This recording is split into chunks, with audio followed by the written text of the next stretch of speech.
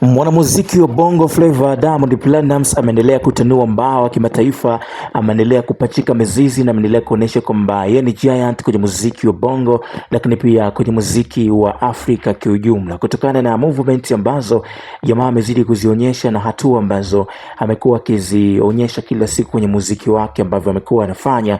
Hii inazilisha moja kwa moja kwamba kuna sehemu na kuna mizizi ambayo alishaiweka kwenye muziki wa Afrika, na ndio maana sasa hivi penetrate tu, anapita kirahisi. Moja kati ya wasanii ambao wanafanya vizuri sana hata Tanzania, basi uweze kuliacha jina lake. So moja kati ya kitu kizuri pia ambacho watu wanafurahishwa nacho ni kuweza kuona hizi movement ambazo Diamond Platnumz anazifanya kila siku kwenye game. Sasa msanii kutoka Nigeria, namzungumzia Davido, of course ameamua kumpongeza Diamond Platnumz kwa kitendo ambacho kimefanyika kupitia ngoma yake Happy, ambayo imeweza kufanya vizuri sana siku za hivi karibuni. Kumbukwe ngoma hiyo ina zaidi ya watu milioni 1 sasa hivi kwenye mtandao wa YouTube, na ikiwa imesha trend zaidi ya mataifa 10 mpaka sasa, iko nafasi za juu. The way ambavyo Diamond Platnumz amerelease ngoma, aliachia kwenye mtandao wa Spotify peke yake kwa upande wa audio, huku akitegemea kuachia video kwenye upande wa YouTube, na of course aliachia video hiyo siku ya juzi na imepata mapokezi mengi.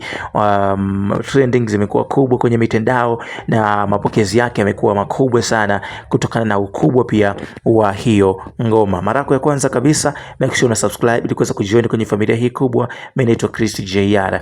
Sasa ikumbukwe Davido ni moja kati ya wasanii ambao alisha kufanya ngoma pia na Diamond Platnumz, remix ya number 1 kwa miaka ya nyuma iliyopita.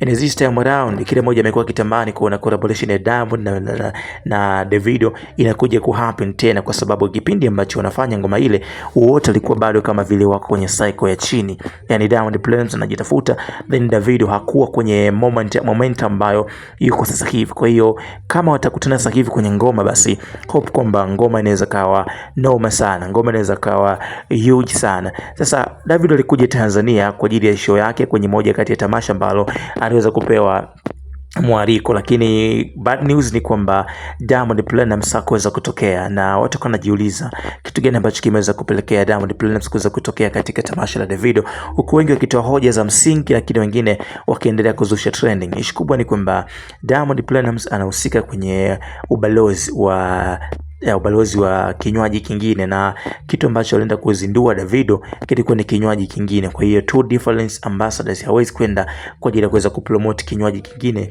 engari yeye ni mbalozi wa kinywaji kingine. Hope you understand me. Bana, that is goma linaitwa Happy ile kwa Diamond Platnumz, linafanya vizuri sasa hivi kwenye digital platform zote. Kaditazame na niambie kitu gani ambacho nakikubali zaidi kutokea kwake.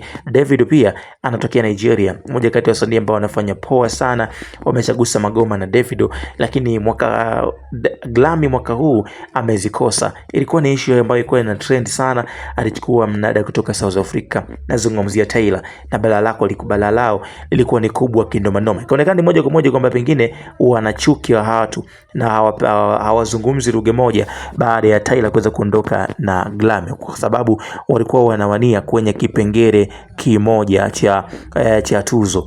Iko hivyo na mambo yamekuwa hot sana kwenye game, lakini nikukumbushe tu, kama ndo mara yako ya kwanza kabisa unakutana na sisi, usiache kusubscribe kisha join kwenye familia hii kubwa kiburudani kwa taarifa zinginezo kutokea Bongo.